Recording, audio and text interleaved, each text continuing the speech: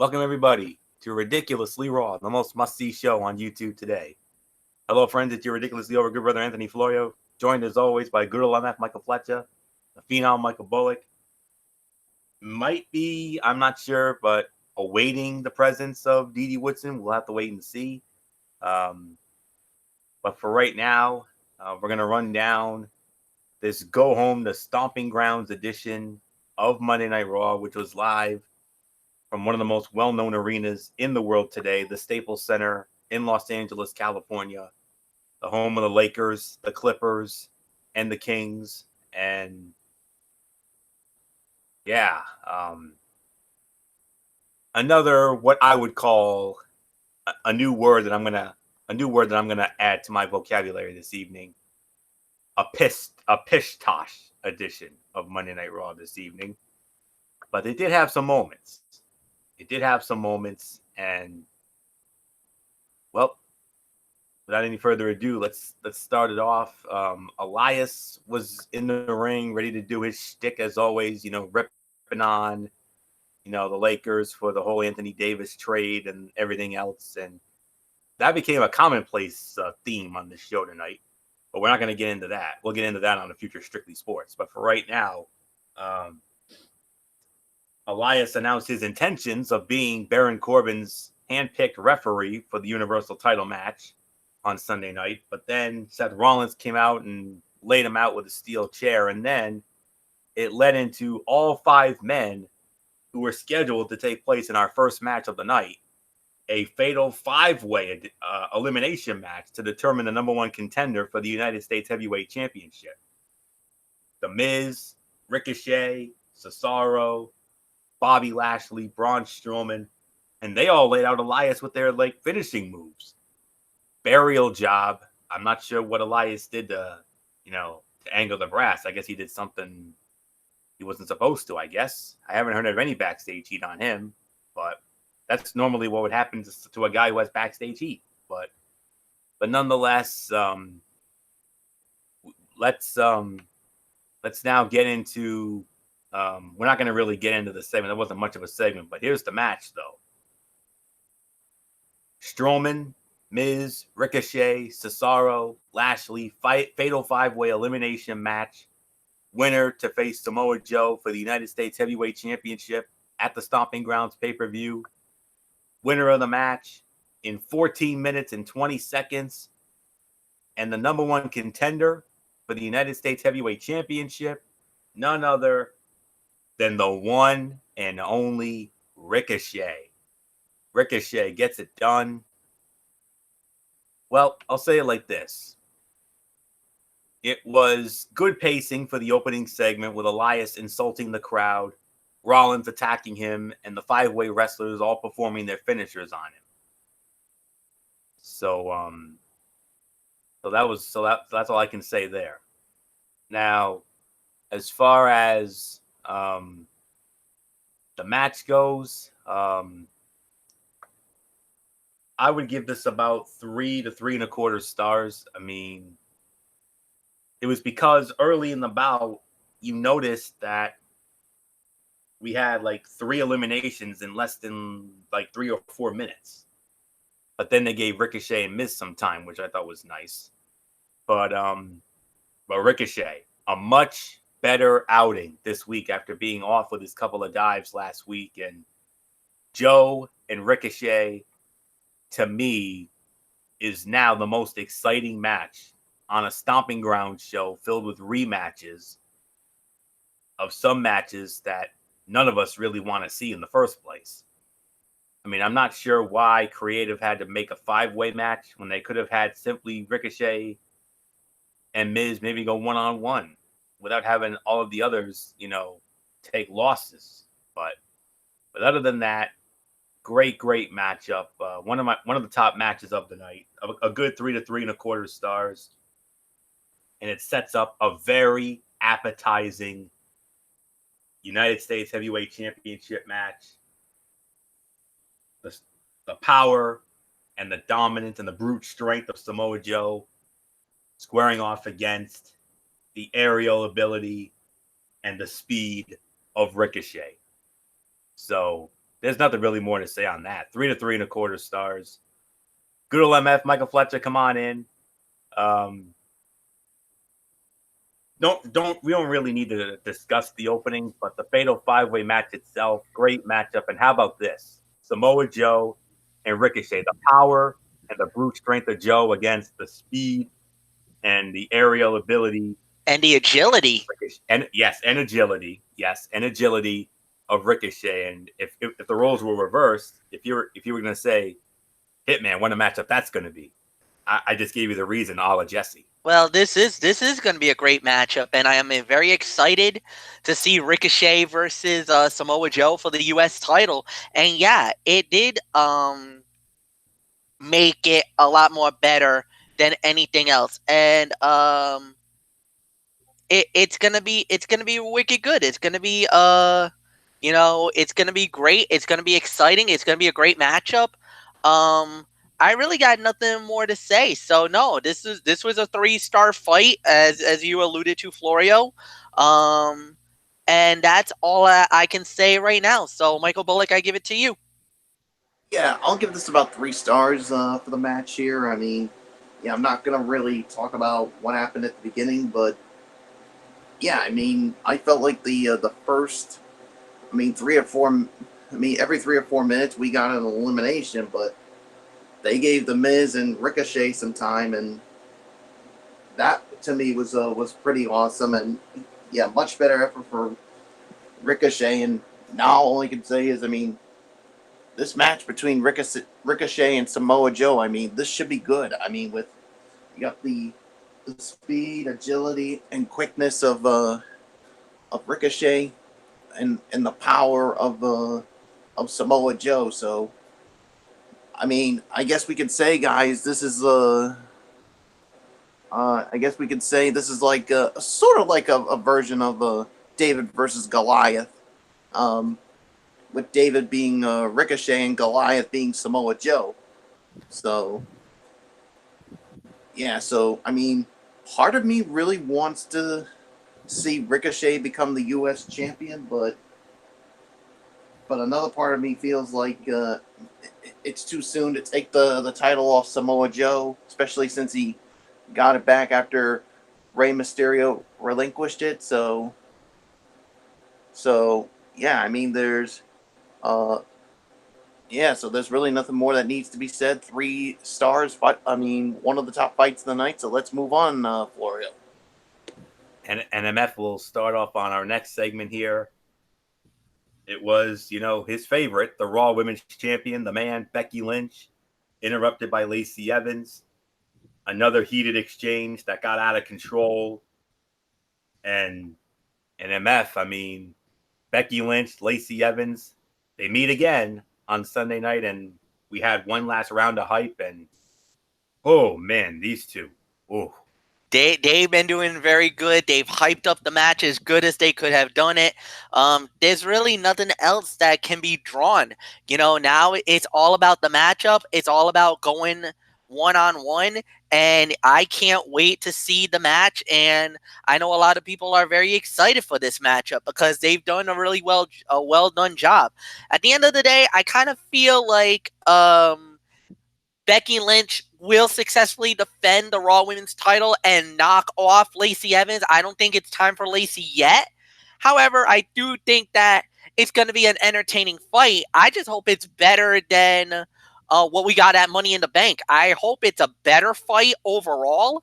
I just hope that it gives us ample time at the end, to say the very least. But at the end of the day, I think they did a really good job hyping this fight, getting our interest in this match, which I think is what, at the end of the day, that's the general purpose of it.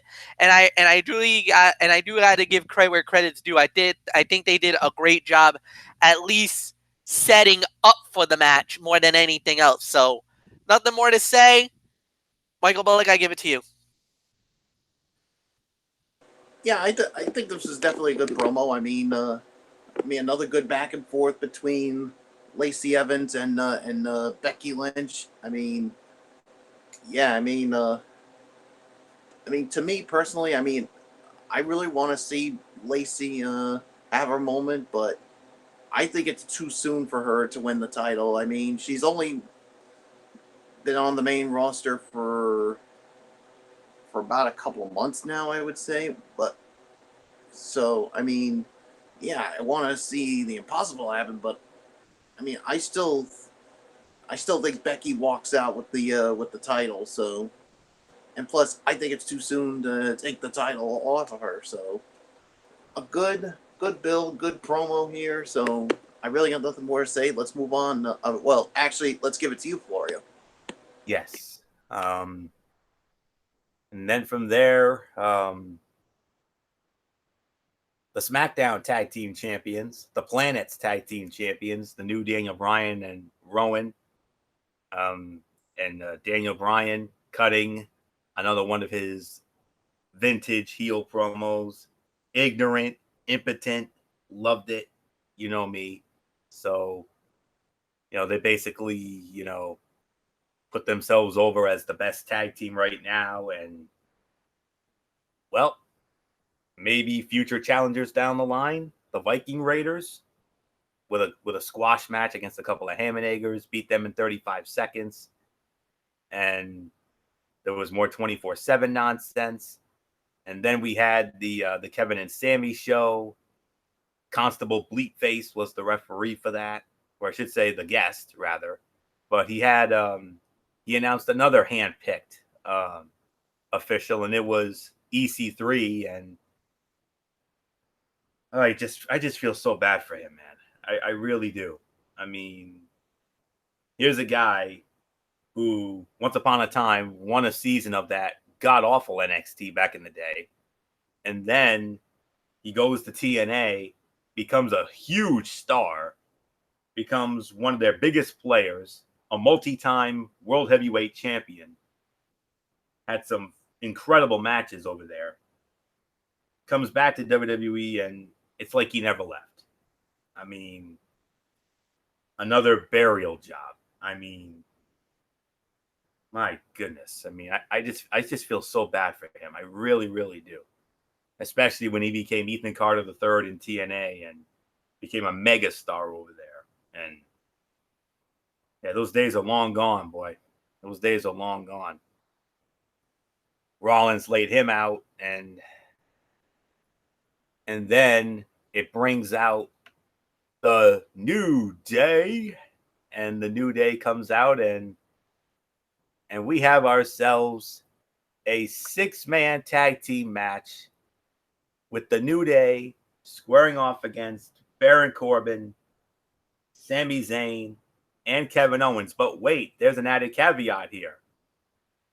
In the immortal words of Good Old MF Michael Fletcher and Gorilla Monsoon, Intercontinental rules.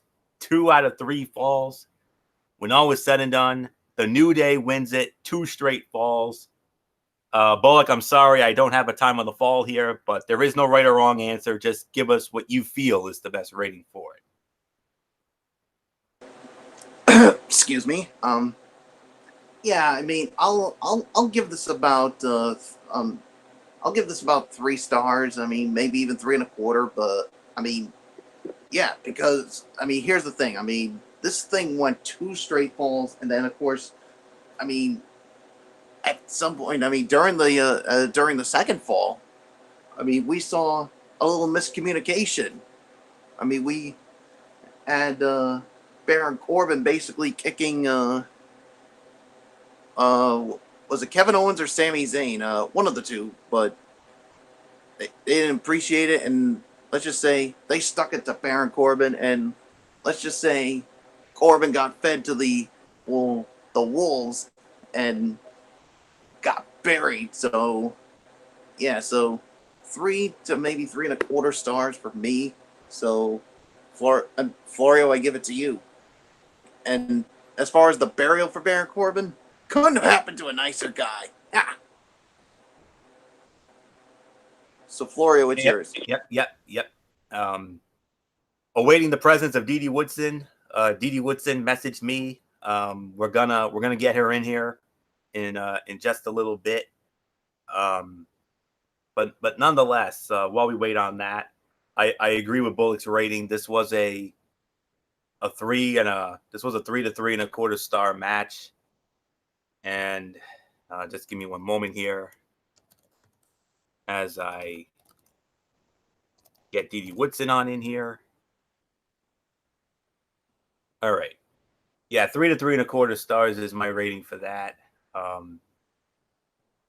mean, the whole 2 out of 3 falls thing really that came out of nowhere. I mean, it gives Corbin an out for losing, but why in the world would they have the weak heel challenger lose 6 days before he faces the babyface champion on a pay-per-view? I don't know. But, it is what it is. All right, we got Didi Woodson. We'll catch her up in just a little bit. My apologies, Didi.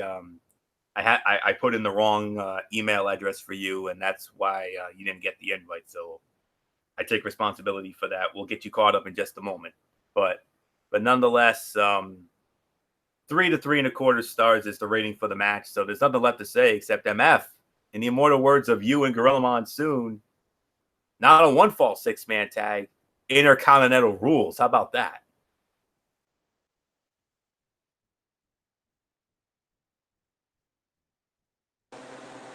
Fletch, you there?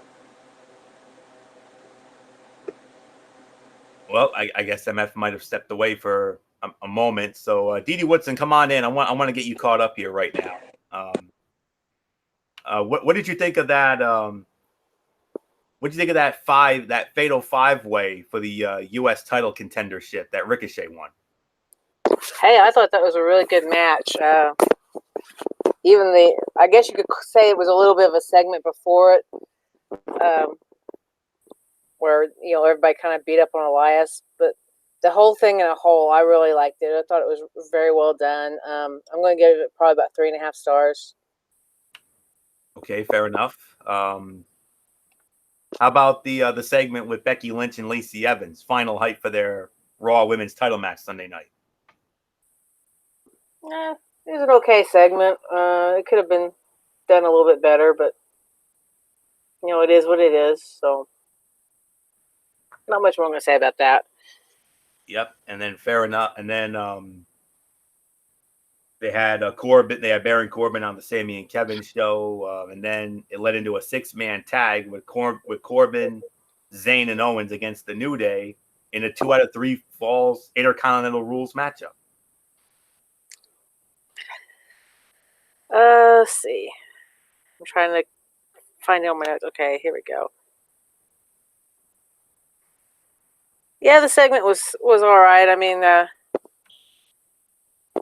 thought it was kind of entertaining to see New Day try to imitate EC3's voice, and Rollins pretty much went on a warpath tonight. So yeah, I mean the segment itself I thought was all right. The match, I'll probably give it about 2 stars. It was all right. Not much more. All right. MF, if you're back in, let's get to your thoughts on the 6-man tag under Intercontinental rules, a la you and Gorilla Monsoon. Oh man, what is there to say? Intercontinental rules. I love the 2 out of 3 falls. It is something that it was promoted. Kind of was unexpected to get the 2 out of 3, but we did. I mean, it was a nice fight. It was okay. I'll give this about 2.5 to 3. But I think the right outcome was the right way to go. New Day wins. I got nothing bad to say about it. You want to keep them nice and strong, especially Kofi, because he is the WWE champion. And, I think they've done him pretty well. I was a little nervous about his reign as WWE champion after he won the title at WrestleMania. We had such a feel-good story, but in wrestling, it's normally after you win something huge, what happens next? And can he sustain it? Can you keep a reign going after Mania? And up to this point, so far so good. I like what they've done with Kofi. They've done a great job with him as the world champion, and I'm hoping that he keeps it a little while longer.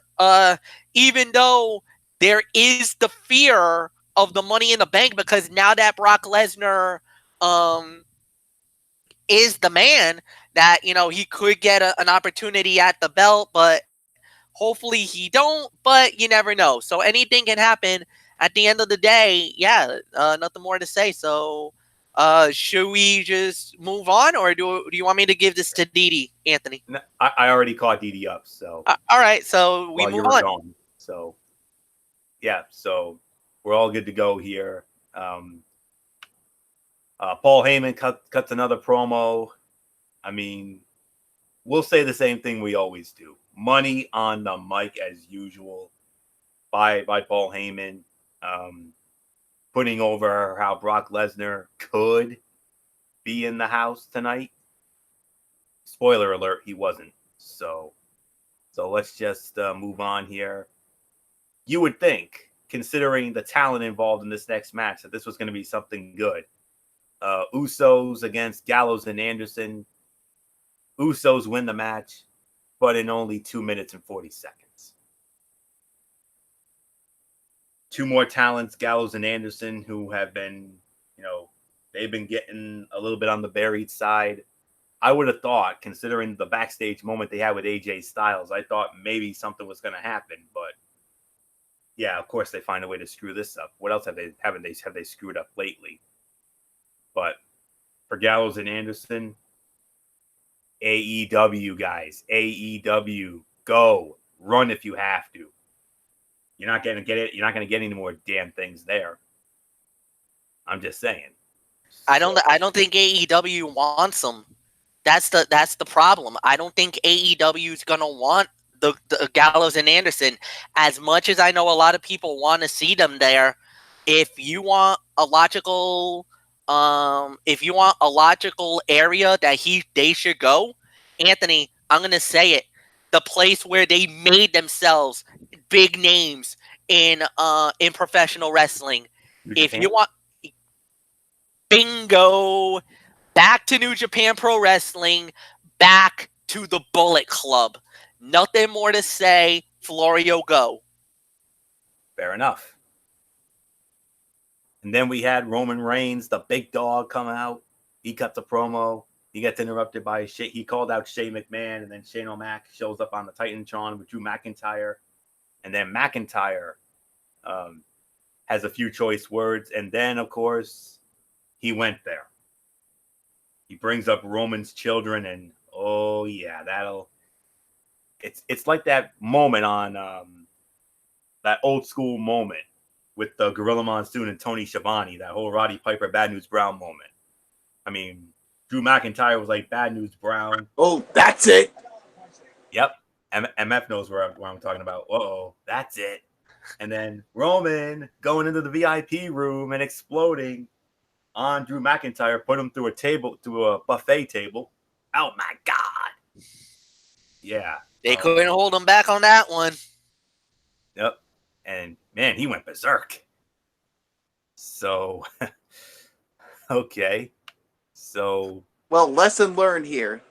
I mean, you can go after the person, the person all you want, but when you mess with someone's family, including someone's children, that's a major no-no. That exactly, Fletch. That's ultimate no-no. That's a major no-no. Everybody knows the rules on that one.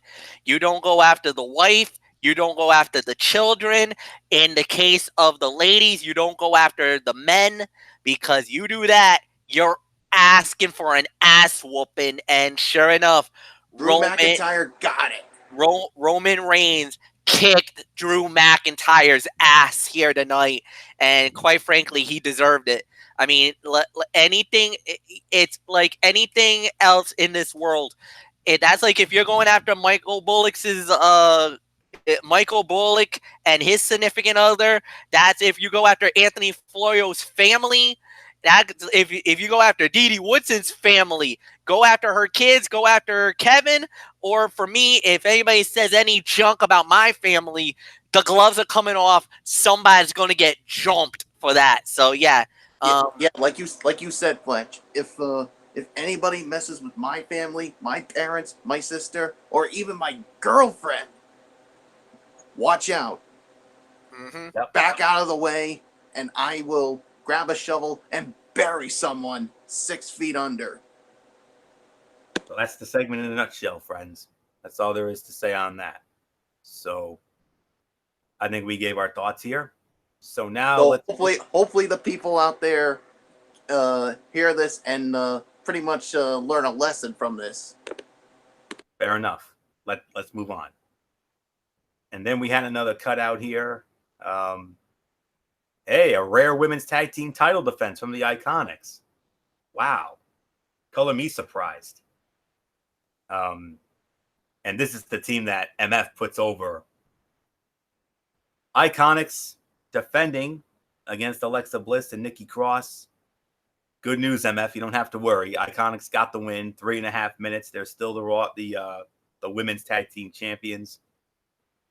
In a way, it was well booked in terms of Alexa Bliss manipulating the situation to convince Nikki Cross that Bayley was the one responsible for costing them the bout. But, it is what it is. So match. I mean, it could have been something good, but way too short a time. It felt like it felt more like a ho-hum diva fight. Let's be realistic. So, and then Firefly Funhouse. Oy. That's all I'm gonna say on that. I mean, there was certainly no Muscle Man dance on this night. Although little excerpts of the song was being played, but nonetheless, we'll have to wait and see. So, okay, now here's a main event that you put this on pay-per-view, you're looking at 5 easy. We didn't get that quite here tonight, but still. It's the Universal Champion, Seth Rollins. It's the new Daniel Bryan. And Seth Rollins wins the match, 12 minutes and 40 seconds. The original match got thrown out because of Rowan. Then all hell breaks loose. So many talents from the locker room emptied out. New Day, Owens, Zayn, Corbin, Revival. All hell breaks loose, and then the referee restarts the match, but with nobody at ringside. Everybody barred from ringside. So we got Rollins and Bryan one-on-one, and Seth Rollins wins the match, 12 minutes and 40 seconds.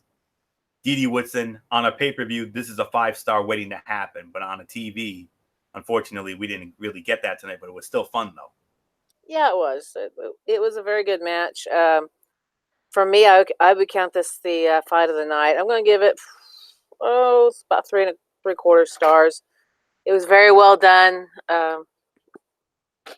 They did a very good job, going back and forth and, really taking it to each other, reversing that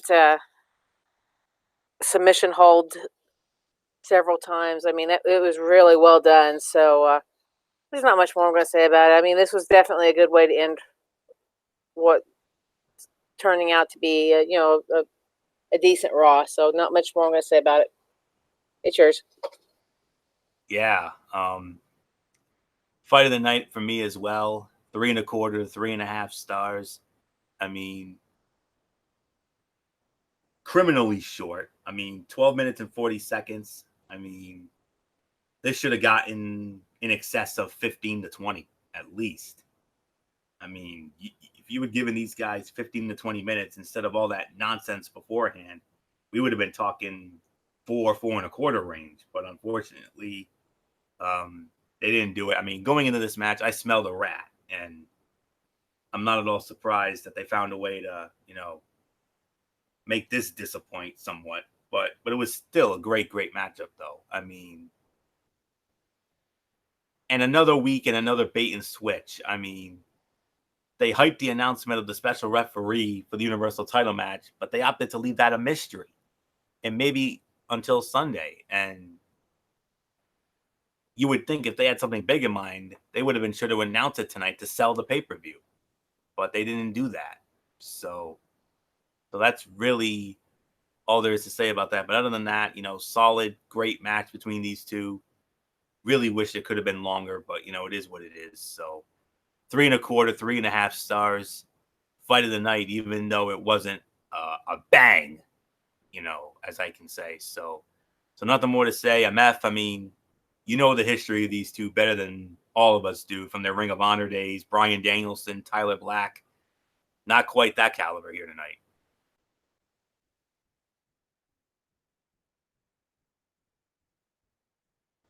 Yeah, no, definitely not. But I will say this: this was at least a fight of the night for us. Good solid fight.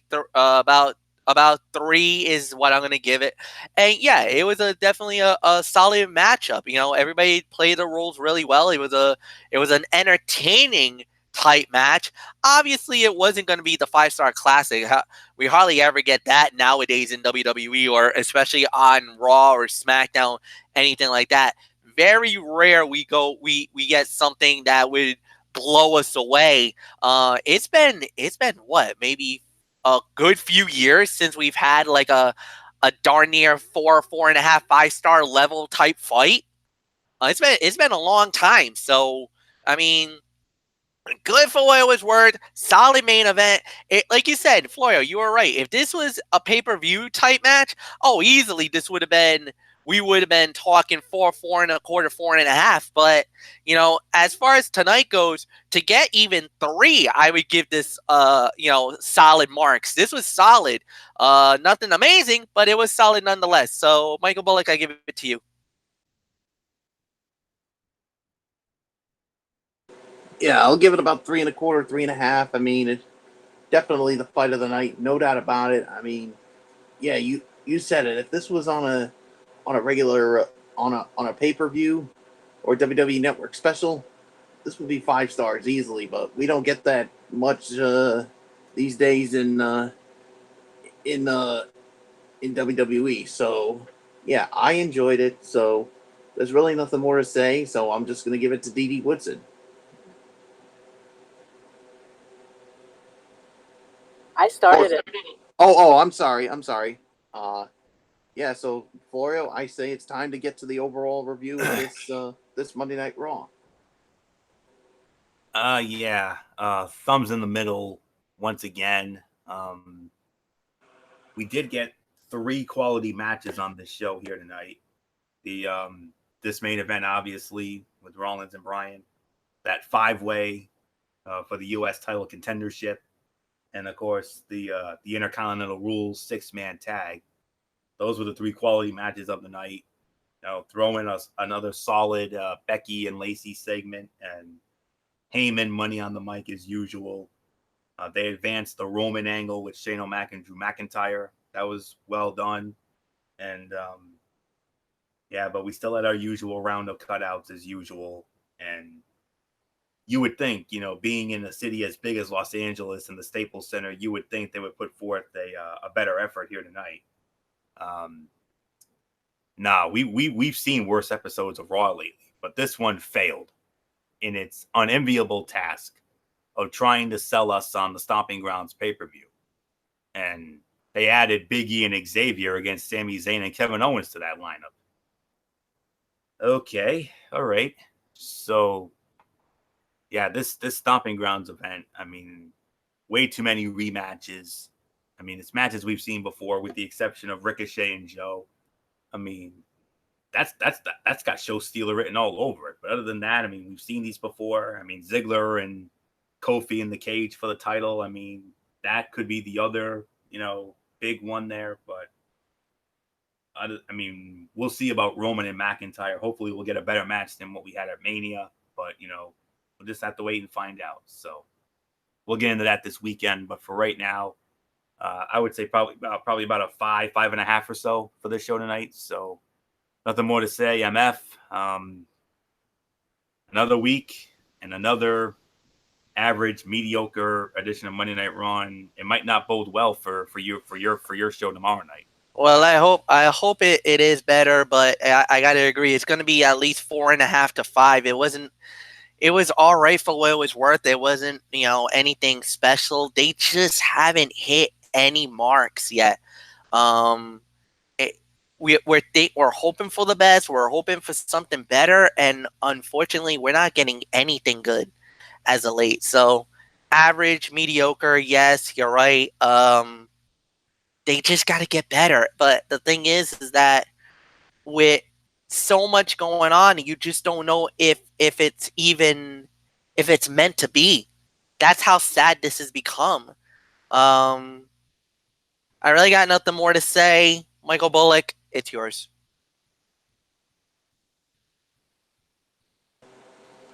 Yeah, 5 out of 10 for me. I mean, yeah, I mean they just really haven't hit the mark with these Raws lately, and I mean you're supposed to like, yeah, and some of these matches for Stomping Grounds are just like are repeats. So, and you know how I feel about it about repetitiveness. We certainly know how Dee Dee Woodson feels about repetitiveness.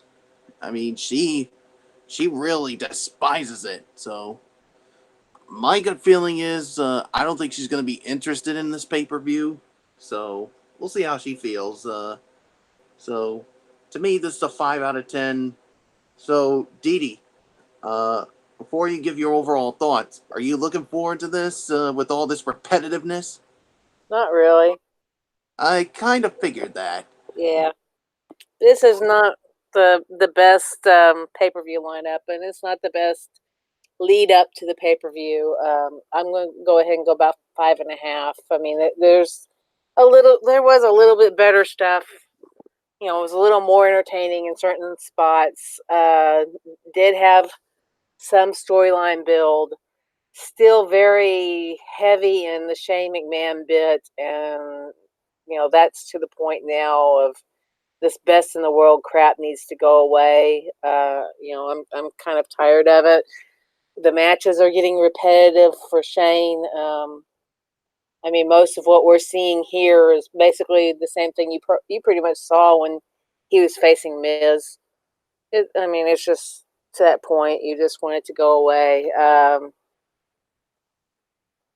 The Bray Wyatt promos, yeah, they're creepy, but they're at least better than watching the Viking Raiders take on the boots and tights jobbers, or the Iconics like they did last time, taking on the little jobbers. I mean, it's at least more entertaining than that. But we did have some good matches. Um, did have some good segments. A lot of backstage relevance this time around. So yeah, like I said, I'll go with about 5.5. But yeah, there's just a lot of, they're too heavily weighed with Shane McMahon, and I think if we back that down quite a bit and add some better quality in the matches and stuff, that I think we would get better shows. So not much more I'm going to say about it. I will see you all for SmackDown. Good night. All right, good night, Dee Dee. We'll see you for the Cerebral Smack Talk, depending on depending on MF's work schedule. If it's tomorrow or Wednesday, we'll get that in a little bit. But for right now, let's quickly get into the Tony's Take here. 205 Live starts it as usual, and wow, that's all I can say. One of the best. This was, to me, the 205 Live of the year, because we had two incredible matches on this show. Unfortunately, there was a squash match thrown in, but it is what it is. This was a great first matchup. Jack Gallagher against brand new to 205 Live, Chad Gable. Chad Gable wins the match via a countout in 12 minutes. But here's the thing.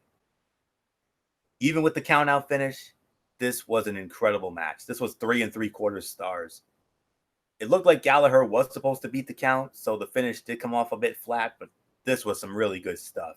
Chad Gable moving to 205 Live, long overdue, since they really wouldn't do anything with him on the main roster other than that Raw Tag Team title run with Bobby Roode, but he's a needed fresh name. He gives us a ton of fresh matches. He looks extra motivated to prove his worth. Great call, and Gable has the chance to be like a Buddy Murphy, a forgotten talent that can rise to the top and carry the brand. Maybe he could be a future Cruiserweight champion someday. We'll see.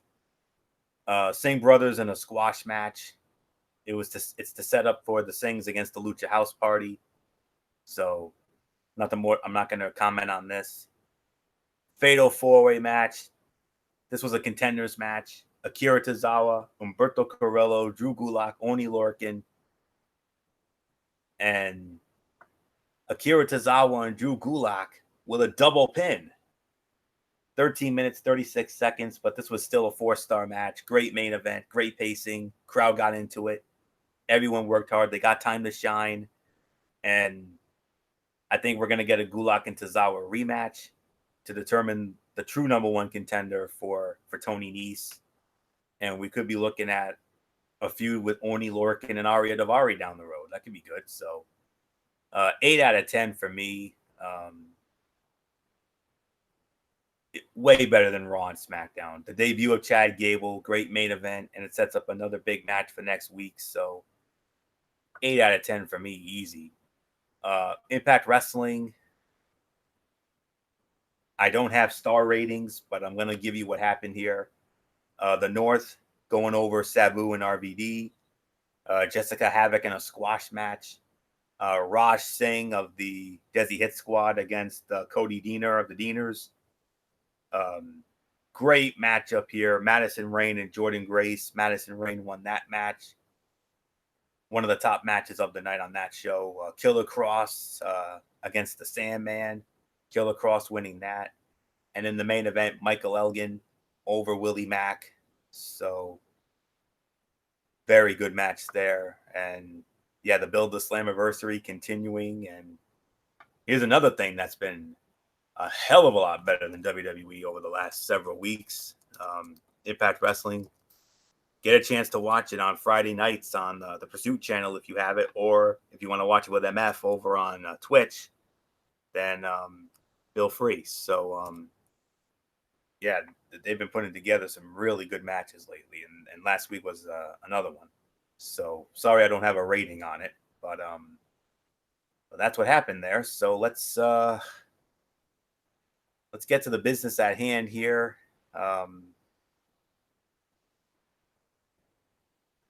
Just waiting for this to load here.